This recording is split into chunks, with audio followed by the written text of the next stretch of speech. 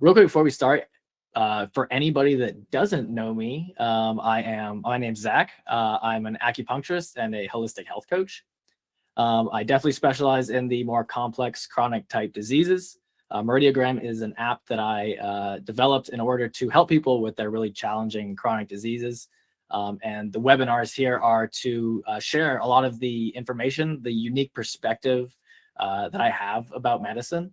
And it's helped a lot of people overcome a lot of their health challenges, really crazy chronic stuff that a lot of our modern chronic diseases are all about today. So diabetes, AFib, obesity, you name it. It's something that I specialize in and like to help people through. I like to help people get off all their prescriptions, their supplements, you name it. I feel like our bodies have the power to heal. We just need to find out the root causes for why it's not healing on its own. And when we can do that, it is an absolute healing machine, and we can be super energized and live the life that we want to live. And I'm just like you guys. I found a bunch of cool information, and I want to share it with you guys. I think it's so cool, and it's really transformed my life and the life of a lot of friends and family. All right. So, of course, sunscreen is full of all kinds of chemicals and toxic stuff, and that's usually what people think I'm talking about when I say don't wear sunscreen. And that's part of it for sure. Our skin is highly absorbent and readily soaks in all kinds of crap that we don't want inside of us. But really the main reason is exactly why sunscreen or sunblock is what it's called, is it blocks the sun. Right here on the slide, it says sunscreens with SPF as low as 8 block 95% of UVB light. SPF stands for sun protection factor. It is a measure for how much UVB light is blocked from getting to your skin. And as we go throughout our webinar today, you'll start realizing why this UVB light specifically is so important. The one thing to remember about light or about color in general is that light is information. So the second part here is anything that disconnects your skin, eyes, and gut from sunlight is harmful, is the idea that it's cutting off useful information that your body needs. So when we apply things like sunscreen or lotion or makeup or anything that blocks our skin in the sun, our skin is going to suffer. And therefore, since it acts like a solar panel for the rest of our body, all of our internal organs will suffer as well. Our eyes, disconnected from the sun, is wearing something like sunglasses. Again, we need the sun and its light to provide useful information for just about every body process that we have. And that's why I said this last part here is there are no healthy sunscreens, because the idea of blocking the sun out at all is not going to be useful. That's going to be something detrimental to your health, something that we don't want to do. So like I said, light is information. For those of you that haven't seen, the electromagnetic spectrum is about light. It's about a bunch of colors. Where our human eyes, we see visible light. So right here that shows violet, visible, and red light. That's the colors we see, but there's also all kinds of light that we can't see. That's going to be our UV light and our infrared light. So UV light is what, dermatologists say that we want to stay out of UV light. And that's what causes cancer. That's what causes all kinds of skin issues. And we can't see it, but it's also known for things like creating vitamin D. Even dermatologists will say UV light is what makes vitamin D. Certain animals can see UV light, mosquitoes can see UV light, birds can see UV light, but we can't. So it's very real and has a very powerful effect on nature and life in general, even if we can't see it. And on the other side of the visible light spectrum, less energetic light is going to be infrared light. Infrared light is, again, we can't see it, but we can actually feel it. Heat is a form of infrared light where we can feel it, but not necessarily see it. So again, certain things like there's thermal vision cameras where you can actually see infrared light. So we do have the technology to see those kind of things. But the idea is all these different colors, anything in nature, there's no randomness in why something is a specific color. There's a reason why blood is red. There's a reason why plants are mostly green. And we're actually going to go over that later, because that's actually important to understand for why, how we create health with our connection to the sun and to light in general. Our next one here. The sun is the projector and life is the movie. Like I said, light is information. A good example of understanding this is when you go to the movies and you're sitting there and you're watching this movie, the projector is behind you and there's a beam of light that is shooting from that projector onto the screen. So you actually see this movie. And if you looked up at the beam of light, you can't see the movie, but the information for the movie is in there. It only becomes apparent when you look at the screen. The same idea goes for the sun. It's the sun, it's shining, the beams come down to earth, but kind of life unfolds only as the light hits different things. It hits people, it hits plants, it hits animals. We can see that our entire food web is dependent on light. There would be no life on Earth if we didn't have plants actually being able to grow and actually create the oxygen we have on Earth and the food that they provide to actually nourish animals and kind of create that cycle of life. And not only that, but it's also important to understand how light is very specific. That's why I put a picture of oranges here. For anybody that knows anything about oranges, is that they grow only close to the equator. That's important because what that says is that they require certain light cycles and light intensity of light. At the equator, light is way more intense. It provides different information. Versus as you get further away from the equator, it gets much colder and there's generally less life. Plants don't grow as much. And that's an example of why they're so specific. Oranges themselves are very sensitive to changes in temperature and light. So they won't grow if you have just slight changes in light. As orange farmers will tell you, you want a lot of sunlight, as much as you can during the day on them. So you always want them on, something where they can face south and get a lot of sunshine. Otherwise, they won't grow. Us humans, we're exactly the same. We need certain frequencies of light in order to operate all kinds of different machinery within our body. And whenever we don't get those frequencies of light, that's when things start to fall apart. And today we're going to go over some pretty big ones. I'm going to go over kind of 3 main indicators, like key indicators that are going to determine your overall health. And we'll get into that in a little bit. Definitely another thing people usually bring up is when I start talking about things like sunscreen or exposing yourself to UV light, is that dermatologists say the exact opposite. And a lot of doctors say the exact opposite.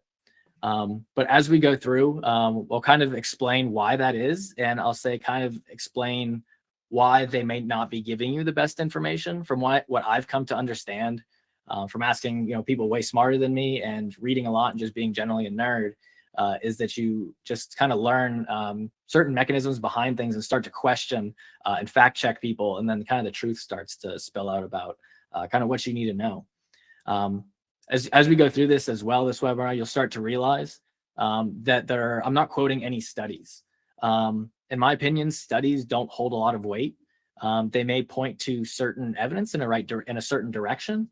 But when you fact check a lot of studies, they fail to control for a lot of things. One example being that I keep talking about sunlight is studies are almost never done under full spectrum sunlight. They're always done in a lab under artificial light. As soon as you do that, you're skewing all of your information because life acts differently under different colors of light and intensities of light. So it's important to pay attention to that when you're looking over studies. Take studies with a grain of salt. It's not that they're bad. They definitely point us in the right direction, but you can't take them as a truth. So kind of a little bit more about why it is that dermatologists kind of insist that the sun is bad for you, which will become even more clear, like I said, as we go through this webinar, is essentially trying to create customers and products and basically make money. If you follow the money, you'll kind of see kind of the incentive behind why they're going to take certain actions, unfortunately. When I'm telling you certain things, about dermatologists, generally the tools they have in their tool belt are going to be things like creams or procedures or tools or gizmos or gadgets or selling you sessions of some sort. All those things cost money and create products essentially. But if we ask the question of, well, if the sun is going to be creating a lot of this health stuff for us, something doesn't add up. And you'd be absolutely right. Something doesn't add up.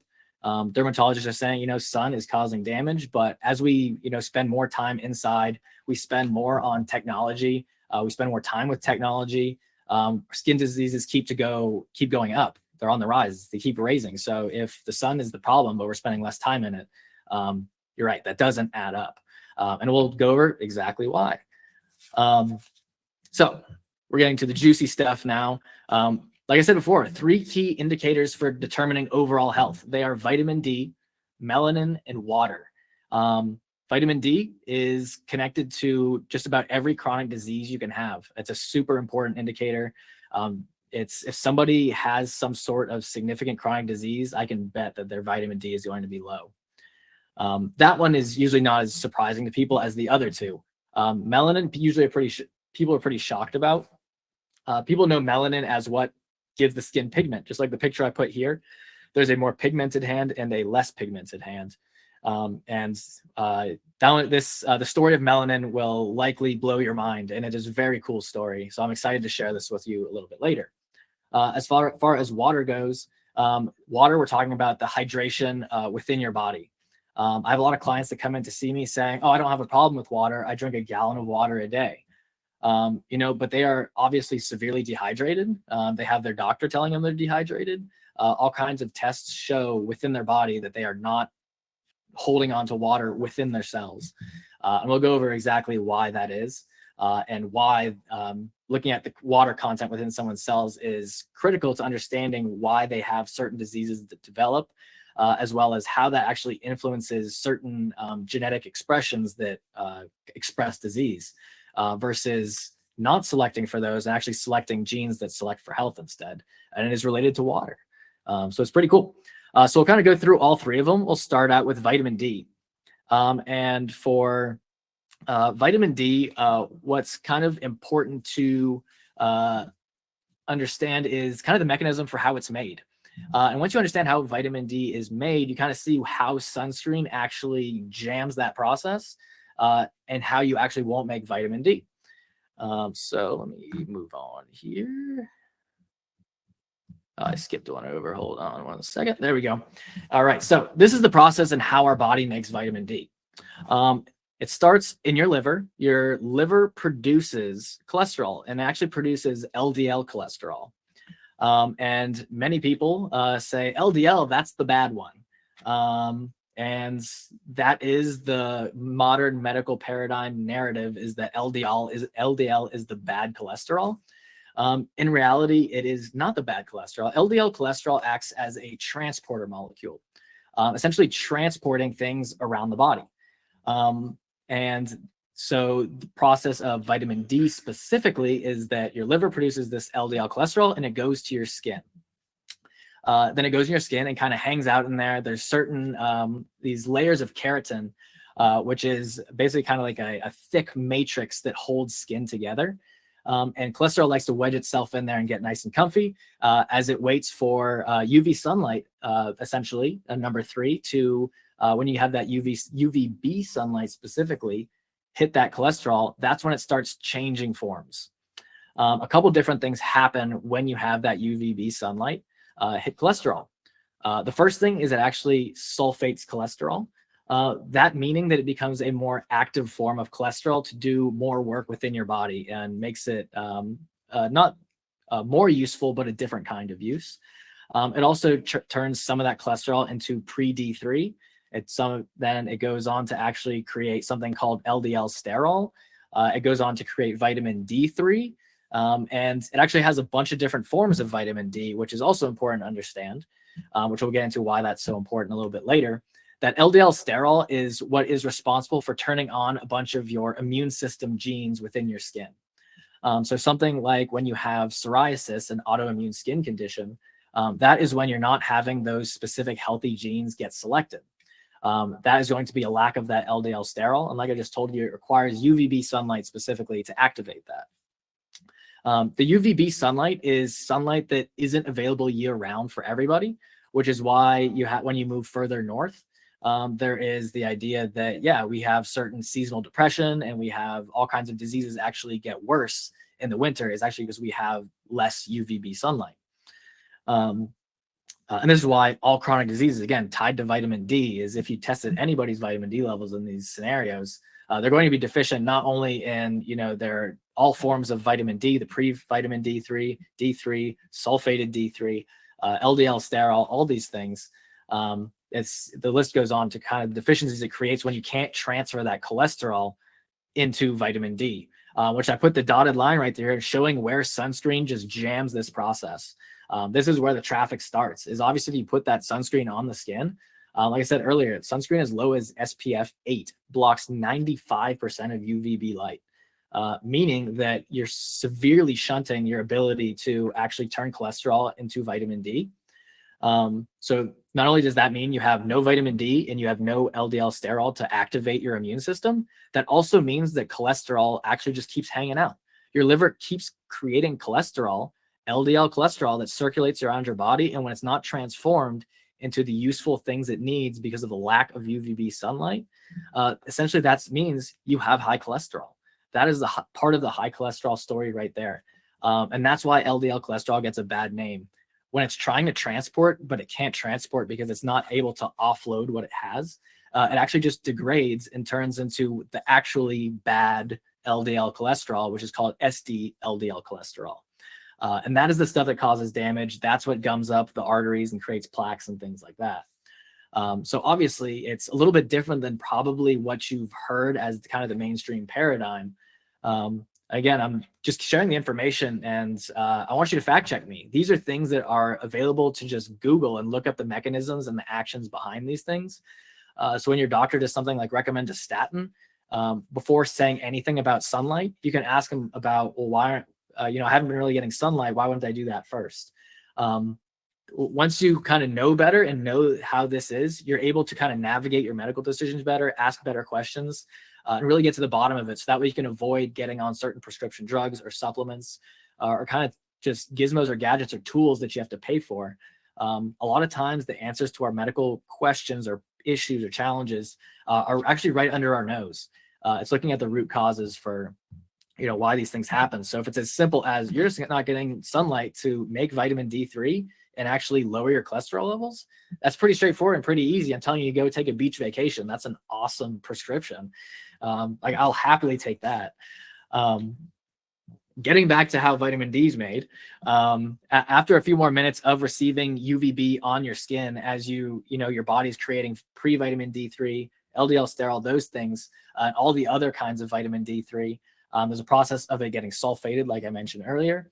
And then lastly, the sulfated vitamin D3 travels from your skin and actually goes to your liver and kidney, where it is hydroxylated, which essentially means it turns it into the active form of vitamin D. That is the form that is super important. It's the end of the line, but it does all the very useful things that we need it to. While some of the forms of vitamin D that go before that, such as just regular vitamin D3, is involved in regulating how our body uses calcium. And sulfated vitamin D3, activated vitamin D3, they essentially, they don't deal with calcium regulation. That's why it's really important that we have all these different forms of vitamin D to perform all these tasks.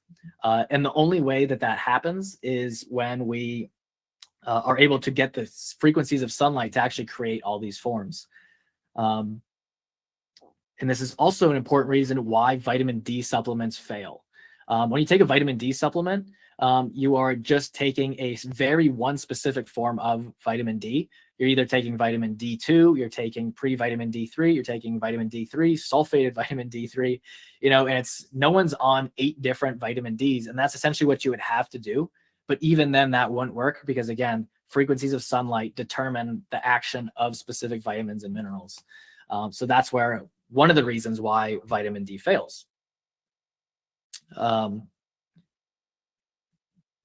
Alrighty, so moving forward here. Lastly about vitamin D, before I forget, I did want to mention this, is that many people ask, well, what are healthy vitamin D levels? Anything under 30 is very deficient. That's not good. So if you have some labs you can take a look at, if it's under 30, you need to do some work and get in some sunlight. 50 is absolute minimum. That's baseline. Really 70 is good. That's where you want to be at. Part of the story that's kind of doesn't make sense as well with dermatology again is they say that UV light essentially causes skin cancer. And they also say in the same breath that UV light will make vitamin D, But then kind of the question to them is, well, if UV light causes skin cancer and makes vitamin D, everybody with skin cancer should have skyrocketed vitamin D levels, which is never true. People with skin cancer always have rock bottom vitamin D levels. So again, just questions that you want to ask yourself, dermatologists, doctors, and get to the bottom of it and find the truth for yourself. Ask people questions and fact check people. So that is vitamin D. That's kind of the story behind that and why it's so important, how it's made. And you can see clearly how sunscreen is going to block you from creating this super essential hormone / vitamin. So our next one is actually, we're going to kind of skip over melanin for a second. And we're going to talk about water. So when it comes to water, it's the idea is that our body uses light to make water, and that's the primary way we actually get hydrated. I mentioned earlier, I have people that come in and they say, I drink a bunch of water, yet I'm still really dehydrated. How does that work? Essentially, you're not getting the right amount of light. So if you take a look at bottom left of this slide, we have a picture of both human blood hemoglobin as well as plant chlorophyll. The only difference you'll see between the two, they look exactly the same other than what's in the very middle. You might need to zoom in on it. But the blood, the hemoglobin, has Fe, which is iron, and the chlorophyll in the middle has Mg, which is magnesium. Other than that, the only difference is one is red and one is green, which I was talking about earlier. There's very specific reasons one is red and one is green.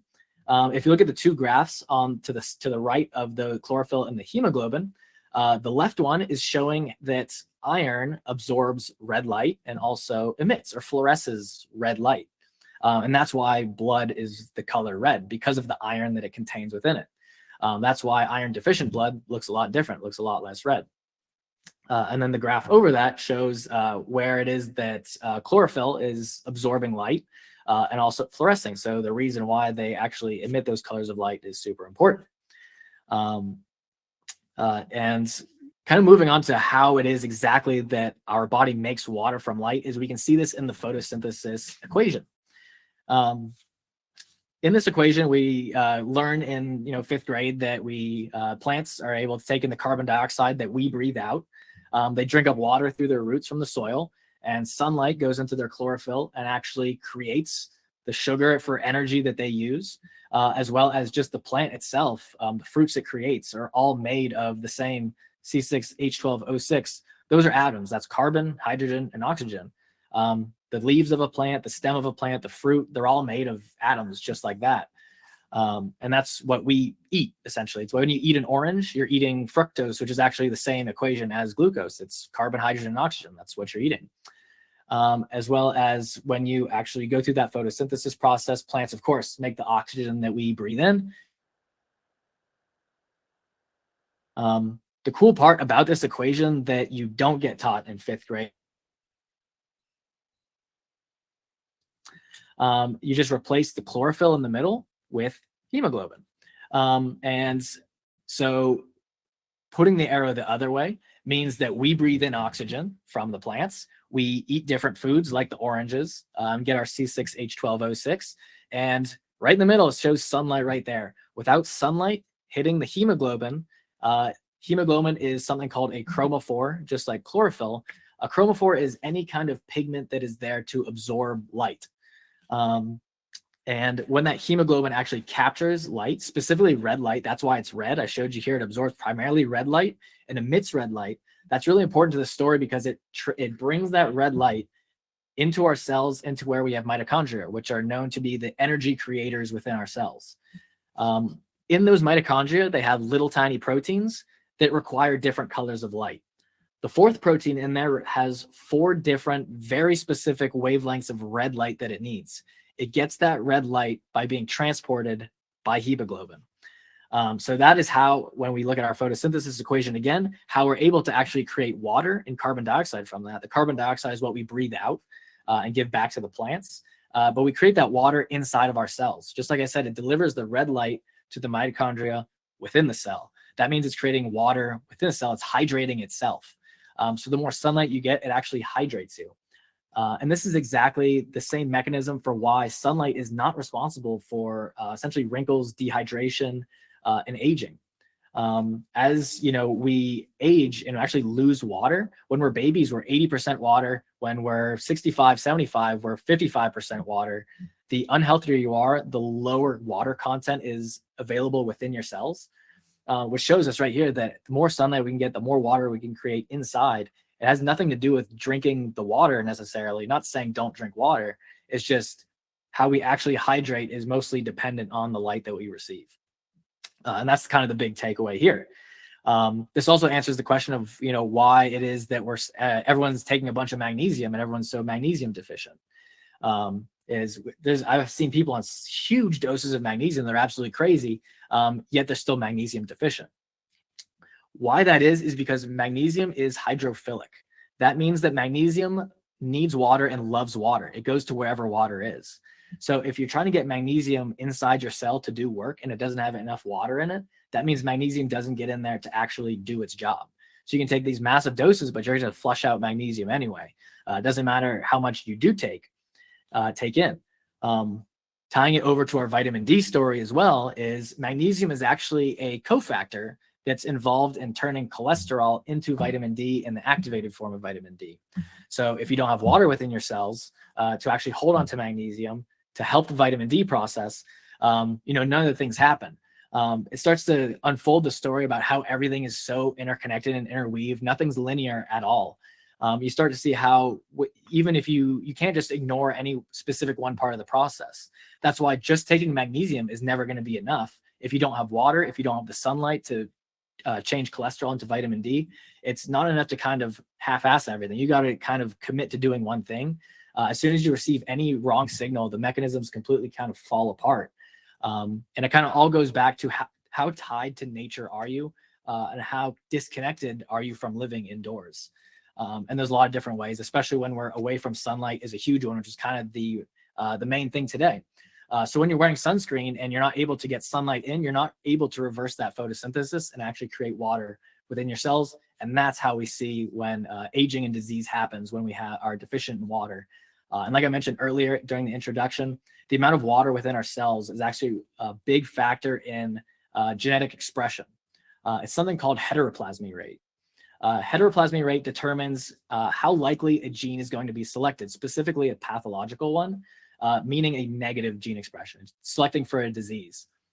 Where someone says something like, I have the breast cancer gene, just because you have a gene doesn't mean it's going to get selected. It's kind of like a library. You don't have to check out the books just because they're in the library. But as soon as you have a really high heteroplasmy rate, meaning that your cells are not hydrated, that's when those genetics start getting expressed. And actually reverse the other way. If you start hydrating your cells, you can actually reverse that expression and actually regenerate and heal yourself from some pretty crazy diseases. So that is the water story. It is pretty cool. I absolutely love that one. There's a lot more to water. There's a lot more to everything I'm saying. Just like I said, the story is not linear. It's like a big spider web. You can pick any topic and it goes just absolutely every direction with how everything is so intertwined within our physiology. To where we're talking about specifically vitamin D, we can, relate to certain diseases. Let me look. I had a, oh yeah, here we go.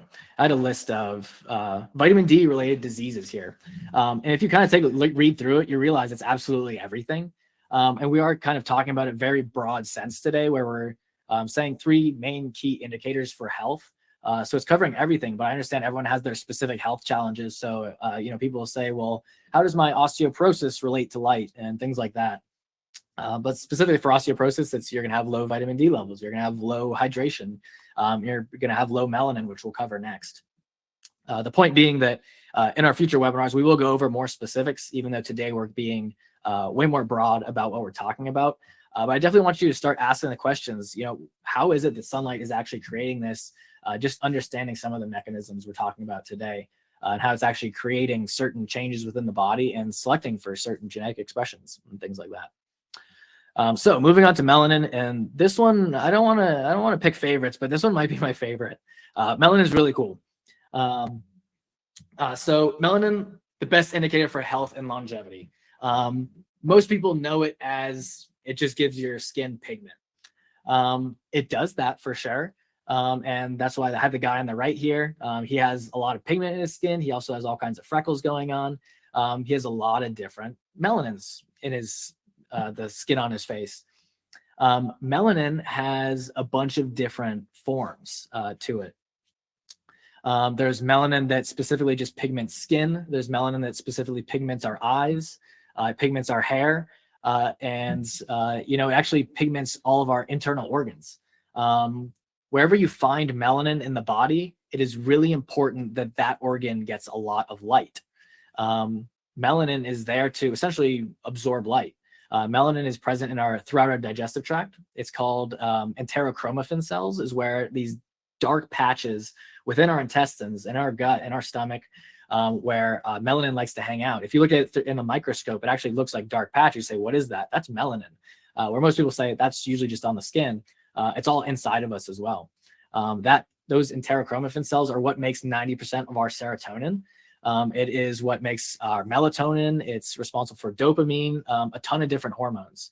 It has a huge role, and without having that melanin in there, you don't get any of those hormones. There's a huge patch within the brain as well. It's called the substantia nigra. If you cut open somebody's brain, you'd find a dark patch in there, which is exactly what this picture I have here. It says healthy patient and Parkinson's disease patient. The arrows are pointing to where it is dark and then where it is not dark. This is showing where melanin is and then where melanin is not. One thing that all doctors can agree on is that specifically Parkinson's is that there is always the degradation and disappearance of this melanin within the brain in that substantia nigra. So it's just because someone has a skin tone like this gentleman here in the upper right, having darker skin and the freckles, he has a specific type of melanin that is on his skin. But it doesn't necessarily mean it's internal. It's a different kind of melanin that actually goes within us, in our organs, in our brain, around our nerves, anywhere you find it. It's really important to make sure that we keep melanin there, just based off of this brain story. Based off these slides, if you look at the healthy patient, there's little dark patches all over the place. And in the Parkinson's, you start seeing all those dark patches disappear. Essentially what the role of melanin is, like I said earlier, is to absorb light. That's why it's, on the outside of our bodies. That's essentially why people can stay out longer when they have darker skin tones. It allows them to absorb light. Short story of melanin is our natural sunscreen. The more you have of it, the more light that you can receive. And when you actually receive that light, what actually happens is melanin moves around your body all over the place. How the body actually moves this, let's start with why exactly melanin moves. Melanin is kind of like a school bus where it captures light and then brings it to places that it needs to go. It hunts down wherever light is present to absorb it and bring it to where it's needed. What a guy back early 1900s found is that he found that all of our cells in our body actually emit this very low frequency UV light. So we actually glow purple when you really look at it. He used a photomultiplier to where he was trying to, it's such a low frequency of light. It was very hard to pick up. His name was Fritz Popp. And when he finally was able to zoom in enough, he found such a low frequency, but it was there. It was glowing purple. And why this is important is he found that the healthy cells are what glow purple. Unhealthy ones do not have a glow. They do not emit light. Why this is important to the story is that melanin goes to try to deliver light to places that it's not. Meaning that melanin is trying to deliver light to heal different places in your body. Which is why we actually can tie the brain and skin diseases together. When we have certain things like melanomas pop up on your skin, they're usually not so random for why or where they pop up. Within embryology, our brain and our skin actually come from the same tissue. They're called neuroectoderm. So essentially they have same cells, same everything. So within those structures, that if one is deficient in light, melanin will move to the other one to actually offload light in an effort to heal it, or an effort to actually absorb light. So the example of Parkinson's and why exactly we have brain degeneration, it's more than just Parkinson's. It's even something as simple as just, I have brain fog now.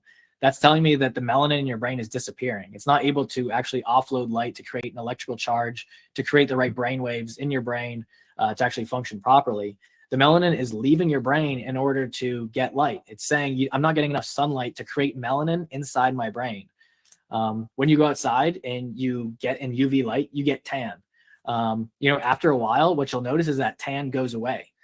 Where it goes, it actually sinks in. It's the melanin from your skin sinking deeper into your body to go into your digestive tract, into those organs, to going into your brain, to keep using up all these things. Because as your body uses melanin, it needs a way to replace it. And if you do not replace melanin, is where you get all kinds of degenerative disease. That's why it's my number one indicator of health. So if someone comes and sees me and they're very pale, or I see just certain moles or things in certain places, it's going to give me a lot of information as to what's going on within them. So it's kind of interesting, but essentially the treatment for kind of melanomas essentially would be sunlight. Why a melanoma or melanin actually travels from an internal organ like your brain to the skin is it's saying our brain isn't getting enough light, sunlight. So we're going to the skin in an effort to actually trap light. And then we can, once we get light, we can actually bring it back to the brain to charge your brain essentially. So it's completely the opposite of what dermatology says. But when you start looking through, literature and seeing how the mechanisms behind all these things work, that is the kind of the common answer that ties all these things together. Like I said, our body actually uses melanin up. So you have a certain amount of melanin.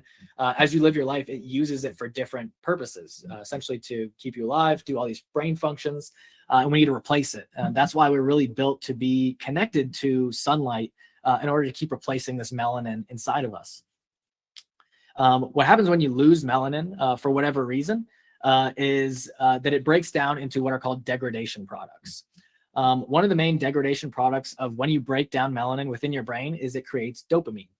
Dopamine is one of the feel-good hormones. It gives you motivation. It gives you energy. It is also involved in addictive behaviors. And there's a good reason for that. But essentially, it is a daytime hormone that makes you just excel at being awake, focused, energized, all those good things. So for any reason why you break melanin down, being that you're not replacing it or you're in conditions that actually break melanin down faster, one of those biggest ones being our artificial lights that were around all the time, actively break down melanin. The frequency of light causes, blue light specifically causes that melanin to break down into dopamine.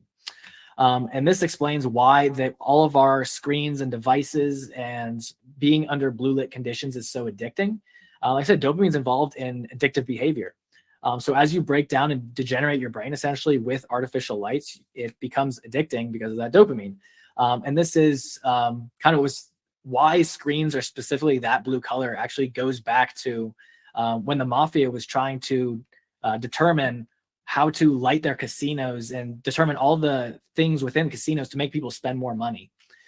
So they did all kinds of stuff like serving alcohol gives you a dopamine hit. They do, have all kinds of conditions to do that. One main thing I found the most interesting was the specific frequency of blue light they used to light it. They found that it made people just addicted to spending money and gambling. So when it came time for, we started having devices with screens, knowing that this was creating addictive behavior, they obviously put that in there so we would keep using screens so they can make more money and do all that good stuff. The story was actually Steve Jobs wanted to put balance the blue light in devices with red light.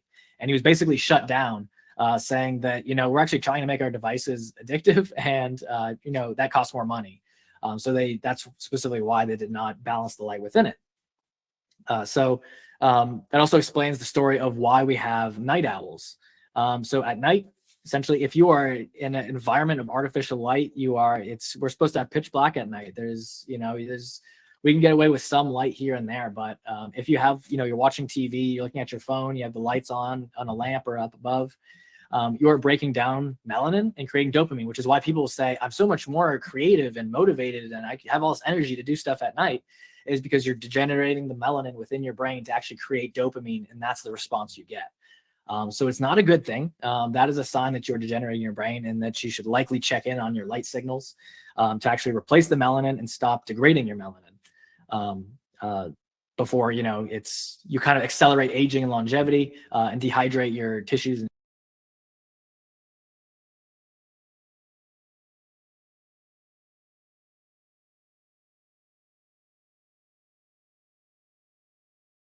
regularly shaped moles and raised ones, all these funky signs, but also just graying hair, age spots, things like that. It's, you know, your hair is losing pigment.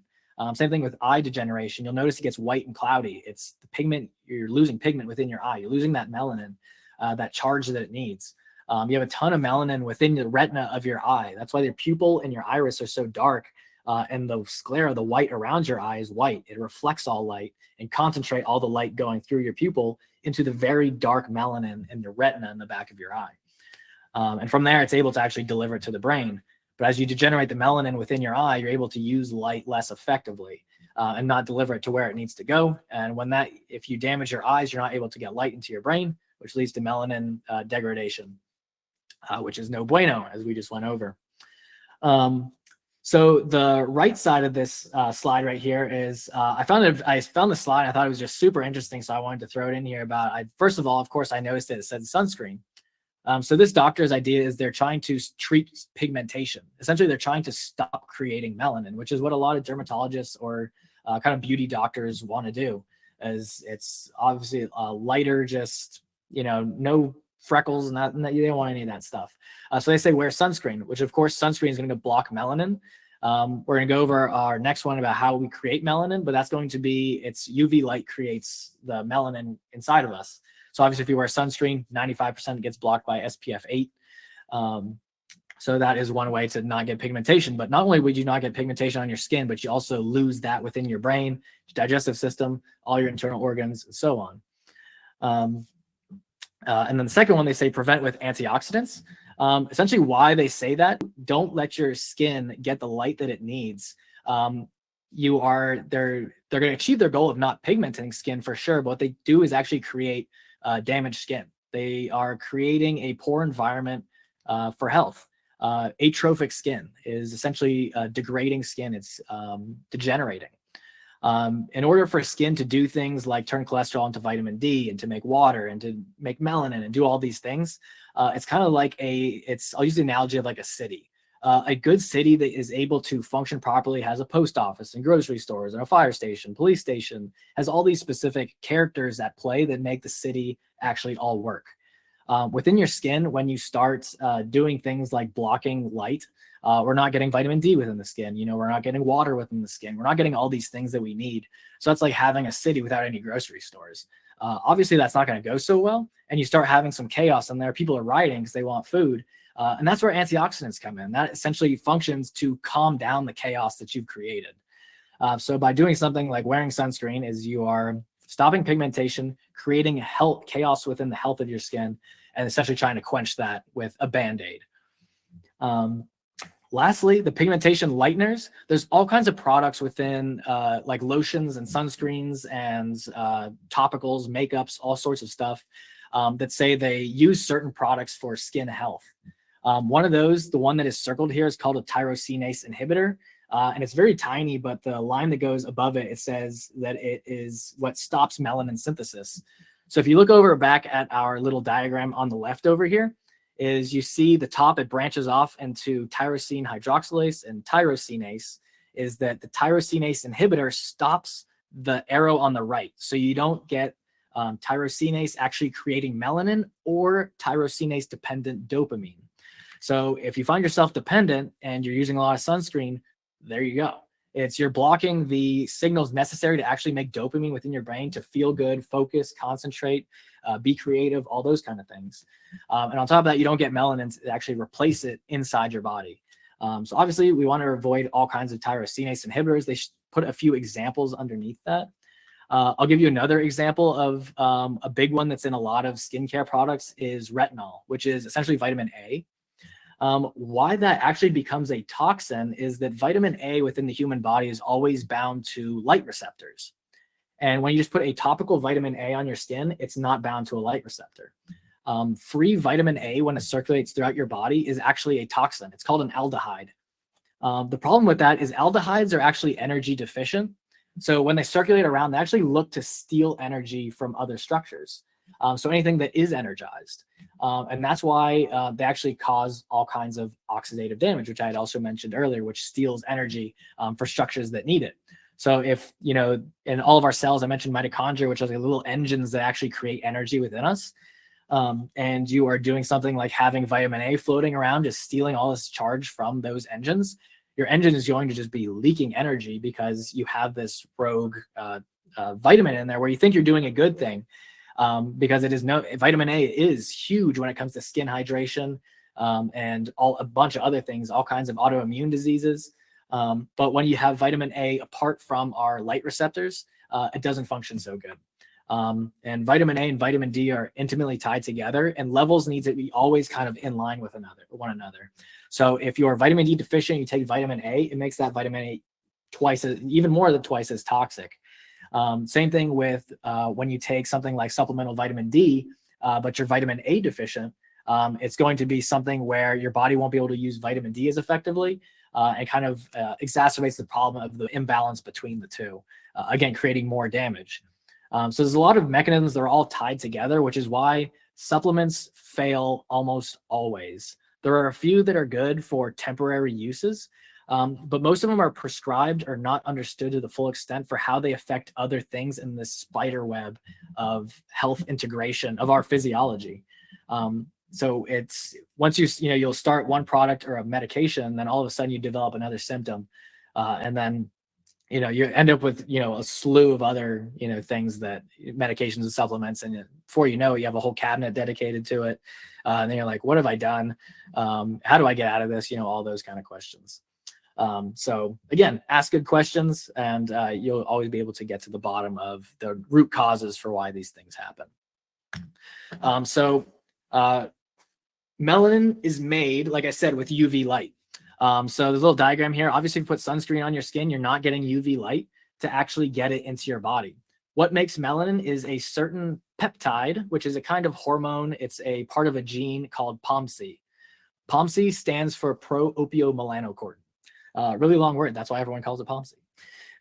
But POMC is cool in a way that you can kind of relate it to, it's like a ham, and you've cut it into 7 pieces. That ham, all those different pieces do something different. And what's really cool is all those different pieces respond to different colors of light. So if you only have something like you're indoors, you only have artificial light, blue light hitting it, POMC is going to express one way. But if you have ultraviolet light hitting it, it expresses another way. If you have full spectrum light, it expresses another way. So it's really cool how functional and just flexible it is in order to really adapt us to the environment that we're in. But specifically POMC, how it makes melanin is when ultraviolet light, purple light, hits POMC, it creates something called alpha MSH. MSH stands for melanocyte stimulating hormone, which is what creates melanocytes. And melanocytes create melanin. So that's how we end up having that pigment within our skin, our brain, our eyes, our hair, our digestive system, you name it, all over the place. That's how the melanin is made. But obviously, if you wear sunscreen, that is going to be, not work out very well. Melanin is also really cool. Like I said before, it's the natural sunscreen. It absorbs nearly 100% of light. Like I said early on, colors are really important to understanding what things do in the body, like why our eye, part of it's white and part of it's very dark, like our pupil. The white part of your eye, it should not have any light in it. That's why it's white. White reflects all colors, where black is the opposite. It absorbs all colors. It absorbs full spectrum. Visible and non-visible light, meaning not only the visible colors of the rainbow, our Roy G. Biv, but also our ultraviolet and infrareds that we can't see, and even so on to things like radio frequencies and cosmic radiation, all those funky things. But the point is that melanin is so dark, it actually absorbs nearly 100% of light, which is why it is our natural sunscreen, and why the more you have of it, you're able to use the sun a lot more effectively. So when you are living in North Carolina and you don't ever go outside, but you decide to take a week vacation during the middle of summer to the Bahamas, where the UV index is absolutely insane, you go there and you just burn to a crisp, and then you blame all the diseases you develop basically on the sun, is you have not built your melanin. You haven't built your natural sunscreen at all to actually be able to use the sun. And when you don't have your natural sunscreen like melanin, your body can't use light. And then of course it's easy to say it's the sun is the problem. It's like, no, but you're never in the sun. Of course you can't use it. You haven't built your solar panel. That's what our eyes and our skin and our gut are. They're solar panels that are receiving the light from our environment to code all the processes, to code the clock in our brain, to cycle all of our hormones properly, to cycle sleep properly, to digestion properly, all those kind of things. So melanin, super important. You want as much of it as you can possibly get. So this kind of gets us to the last point. Is always the question is, well, if I'm not going to use sunscreen, I am going to burn. What do I do about it? And this is where we're going to talk about how to build your natural sunscreen. Melanin is one part of that, but there's a lot more to the story. It's a little bit trickier than just starting to go outside and trying to build your solar panel. There's a little bit more to that, which we'll kind of go over how that works, and I'll tell you exactly what to do to actually create that. So on the left here, you can see that there's this diagram showing on the left someone's skin that was exposed to red light, and then it was exposed to UV light outside middle of the day. And then on the right, it was someone who did not have any red light exposed and then went into UV light. What we can see from this is obviously when your skin is preconditioned with red light, that it doesn't burn nearly as much. That's what the right side, you see the top 4 levels all have some pretty significant inflammation in those little boxes, where on the left, even the top one is not even close for how much this person got burnt. So the trick comes to being able to use red light essentially to build up our skin to actually function as a better solar panel. And how that mechanism actually works is that there's something in a layer of our skin called profilagrin. When red light hits profilagrin, what ends up happening, let me move over to this other slide. There's actually a little diagram showing how this happens.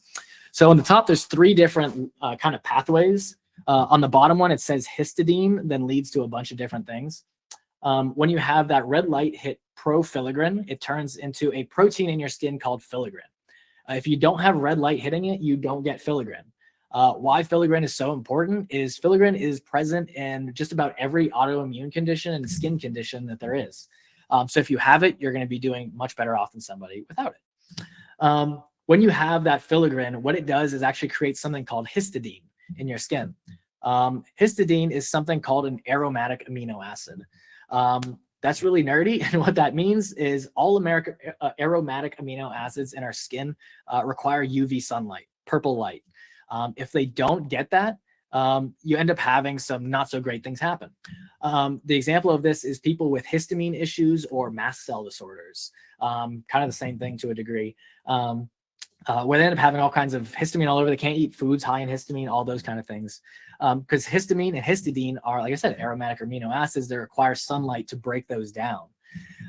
When you have histidine present after the filagrin makes it, and you have UV light present, it makes something called the urocanic acid.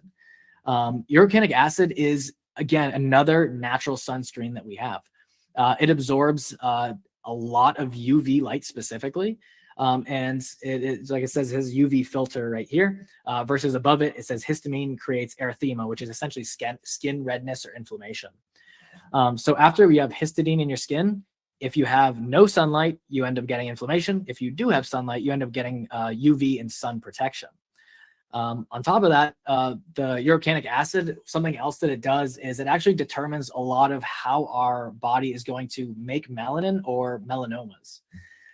In skin that actually gets enough red light to create filagrin, to actually create enough urocanic acid, what ends up happening is that it acts as that sunscreen, but also does things like turn over dead cells and gets rid of them. It takes out the cellular trash, creates new healthy ones, and is involved in a big part of your immune system, especially on your skin. So when it comes to fighting off all kinds of pathogens like bacteria and viruses, what have you, is if you don't have any of this acid in there, it's not going to be able to fight off all these different pathogens. Why why I put this Fitzpatrick scale here is to kind of highlight that everyone, of course, does have different degrees of melanin, even different degrees of concentrations of filagrin within their skin, all kinds of different ways of how people are going to absorb or use their environment to get light. Me, I am type 1, absolutely Northern European, and just not built for a lot of sun exposure. But over time, kind of using what I'm talking about here is preconditioning your skin to use red light in order to accept a lot of UV light. is how I was able to actually build up enough melanin and urocanic acid within my skin to where when I started going out in the sun in Florida in UV index like 13 is I would burn in 5 minutes. And I built it up enough to where I can go UV 13 all day, no sunscreen, no problem. And I was back in school then, and I came home for Thanksgiving or something, and it was like nobody was recognizing me because my skin got so dark and I looked so different. Because I just built up a massive amount of melanin and all these, products in my skin, vitamin D and water and urocanic acid, all that stuff to create a lot of health. To kind of highlight that protocol, just make it really simple and easy to understand, is that when the sun rises in the morning, red light is present by itself without any UV light at all. When your skin is not healthy, or you live inside mostly, or you're trying to build up your solar panel that's your skin, is that you're not ready for UV light to use it effectively because the city within your skin doesn't have the infrastructure essentially. So what we want to do is you want to go out early morning before the UV comes up during the day. An easy way to see if UV is out or not is your shadow shorter or taller than you? If your shadow is shorter than you, UV light is present. If it's taller than you, it's not present or minimally present. So if you can, kind of look to see like when sunrise is, if you can get out like an hour and a half, the hour and a half to 2 hours after that sun rises. So right here today, I think the sunrise was about probably like 6:30, 6:45, somewhere in there was starting to get light. If between that period from about 6:30 to 8:30, you're getting red light without any UV. So what that does is then create a bunch of filigrin that allows you to make histidine to get ready to accept UV light. When you can do that, it's basically just a bunch of people like waiting with buckets, just waiting to capture all this UV light, versus if you didn't see that morning sunlight, you're not getting filigrin and they're not out their buckets ready to catch UV light. They're still in bed sleeping. And then you go out in UV light and it ends up damaging your skin and you're not able to actually regulate all your melanin production properly. So it becomes, it's not enough just to go out in the sun a little bit here and there. We are ultimately very connected to all these frequencies of light through these things. So I think that pretty much wraps up the short story of that. The last thing I'll kind of mention here is people will on forums will say, what's the best brand of sunscreen? I like to reply, Morning Sun. And here they are saying, where do I find that? And of course, it's a good chuckle for me, but it's a little bit longer story for them, but that's it. But anyway, I'll go through something. I see there's a couple questions here. If you have any questions, feel free to put them in now and we'll go through them. All right, let's go up here. All right, I love sunglasses. Is there ever a good time you can wear them? Maybe just for an hour a day? Yeah, so sunglasses, like I mentioned at the start, it's something that goes between your eye and the sun. We need a lot of sunlight in our eyes to code all sorts of things. We have a bunch of hormones made in our eye. Thyroid hormone is made in the eye initially. Dopamine is in there, serotonin, melanin, all these things. So when we put on sunglasses, that is blocking light from going in there. You don't get thyroid hormone. You don't get dopamine. You don't get serotonin. Sunglasses are never good. I recommend throwing them out short of, there's sometimes when you're driving and safety is a concern, if you're driving straight into the sun and you absolutely cannot see, sure, put on sunglasses so you can actually see and not just run everybody off the road. But as soon as you're out of that, I'd put the sunglasses down and let sunlight in your eye. We need lots of it, as much as you can possibly get. So I tell everybody, ditch the sunglasses, ditch the sunscreen, and generally wear as little clothes as possible. Like I said, our skin, our eyes, every part of us is a solar panel. If you're trying to power a house with a bunch of solar panels, you wouldn't put a tarp over half of them. So that's why I say, take as much of your tarp off as you can. Get rid of hats when you can. Get rid of sunglasses and wear as little as possible. The more you can get on your skin, the more energy you're going to be able to harness, the more hormones you'll create, the more, the better cycles for digestion and sleep and all those things kind of get regulated through there. Good question, though. Very popular question. But unfortunately, I had to give you the answer of, ditch the sunglasses for sure. So second question, I'm fascinated about your light research and knowledge on health. It makes so much sense. Do you feel that energy healers, facilitators help to imprint light into the human biofield? And that is also what is part of what is helpful for people. I'm in a session, I do see lights in certain colors at times. Absolutely, Sarah. Doing energy work, you're essentially manipulating light and electromagnetic fields. I showed at the start here the electromagnetic spectrum. Where was it? Let me put it back up. There it is. Electromagnetic spectrum, dealing with visible and non-visible light. Energy work deals with non-visible light. So you're working in, it shows radio waves to cosmic rays here. As far as what kind of light energy work deals with, hard to say. But it absolutely is dealing with non-visible light. Light is information, like I said, a projector in the screen. The practitioner is the projector, the client is the screen. The energy work that flows from you to them, or auras, all that stuff is non-visible light that is full of information. And essentially the intention structures that information that is in formation, energy in formation, and that is how it's delivered. Cool question. Let's see here. Vitamin D story makes so much sense. So I need vitamin D supplements. But I live outside. You're saying that sunblock over years has advertised UVB blocking as a good thing. I've been using sunblock for many years. I can taste it when I put it on. I'm looking forward to alternatives to this for myself and my family. So you probably asked this before the very end when I was going over the natural sunscreen bit. Dermatologists will generally say, here's a 50,000 unit vitamin D supplement. I'll see you back in 6 weeks and we'll see how it goes. And that obviously doesn't jive with anything I said about how our body actually creates or uses vitamin D. There's many different forms of vitamin D, and they all require light to actually become usable forms or do all these different things. And on top of that, a supplemental vitamin D goes through your gut. What I told you is the process happens in the skin, not in your gut. In your gut, it's designed to only absorb very minimal amounts of vitamin D. Any vitamin D containing food, it only happens in very small amounts. So it's the body, it's foreign to the body. It doesn't add up. So when that happens, you don't get the benefit of actually doing vitamin D, which is why you can take vitamin D supplements and never have a change in vitamin D levels. Or on specific tests, it'll show that you have high circulating vitamin D, but not have any actual usable vitamin D. So the vitamin D story is a little complicated. You also have places like California where you have a bunch of tan people in the sun all the time, yet they have horrible vitamin D levels. And that is a story for a different webinar, but also a very juicy story that, like I said, different webinar. But good question. And of course, the alternative to using sunscreen is you build your natural sunscreen. So we should not use skincare products that lighten pigmentation, vitamin C. Correct. We do not want to use anything that lightens pigmentation. If you're lightening pigmentation, that means that you're essentially destroying the process that creates melanin. Melanin, again, is the key indicator for health because it's the strongest creator of electrical charge within us. If you test any area of the body in any disease, disease is always correlated with deficient voltage wherever you're at.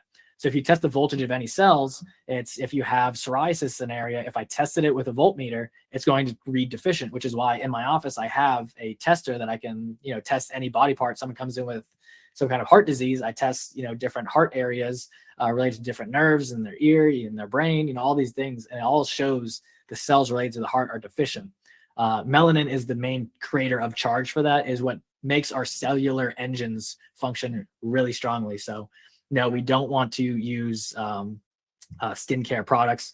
Essentially, most of the products in there are really geared toward only the aesthetic of smooth skin or non-pigmenting things or making things lighter. But it may look good on the surface, but underneath what happens to the skin, again, is it becomes atrophic, meaning the skin gets very thin, it gets light. You end up creating no infrastructure in the city of your skin.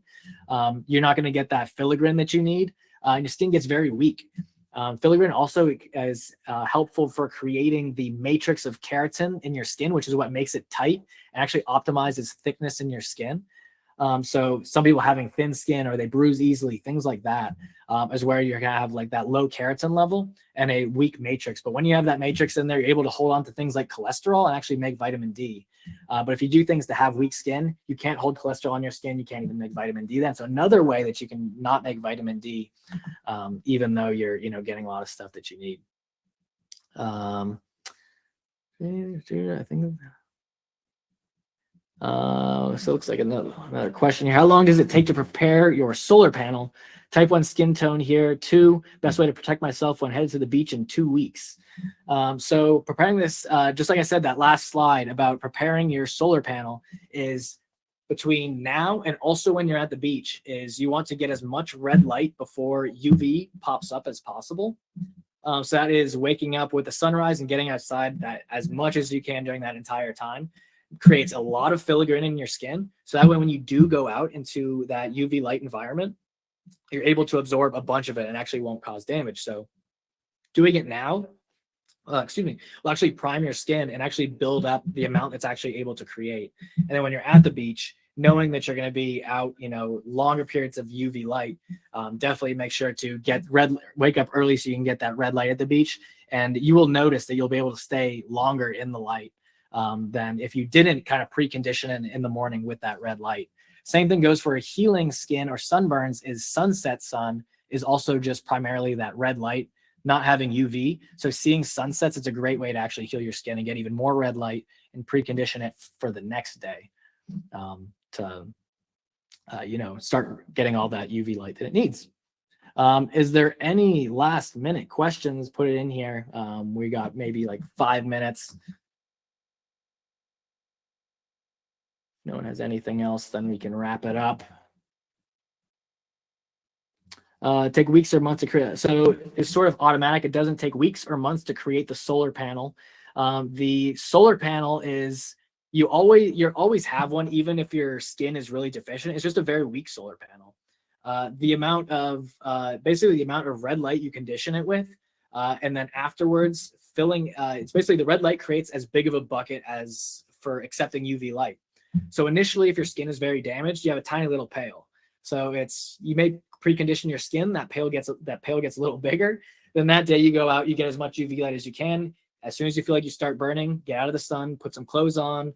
Don't put sunscreen on. Put on a hat, go under an umbrella, something like that. And then you'll notice that the next day it'll actually keep building up to where you may have a pail week 1, week 2 you're gonna have a bucket, and then week 3 you're gonna have like a 5-gallon bucket, and it does slowly build up. And it is just how your skin responds to those things. It doesn't necessarily take weeks or months. Depends kind of how much you're consistent with it, and kind of other pieces as well. Certain light environments will damage your skin more. Artificial lights damage your skin. So the more time you spend around those, that'll actually weaken your solar panel and actually give you a smaller bucket as well to capture UV light. Good question. Thank you, Zac. I'll listen to recording as well. Awesome. Alrighty, so just to wrap everything up then, thank you guys all for listening. You guys are awesome. Great questions. I'm sure there'll be some more to come up too. Lastly, again, this was the first webinar that I've done. It was free for everybody. The video will be out soon, so you can share it with everybody that you think could benefit from hearing this information. Moving forward, I said it would be available in the Meridiogram app. So subscribing to that, there's a couple different ways you can subscribe to it depending on your needs. Essentially, it is the app that guides you through holistic health and creating an environment where you can create your own health, and not necessarily be reliant on anybody else for it. You can understand your own health. So kind of the smaller subscriptions are going to be just getting the Meridiogram assessment to kind of say, this is what's going on with your health and this is kind of what you should do about it, kind of thing. A level up from that is having that assessment plus access to the webinars, which is awesome.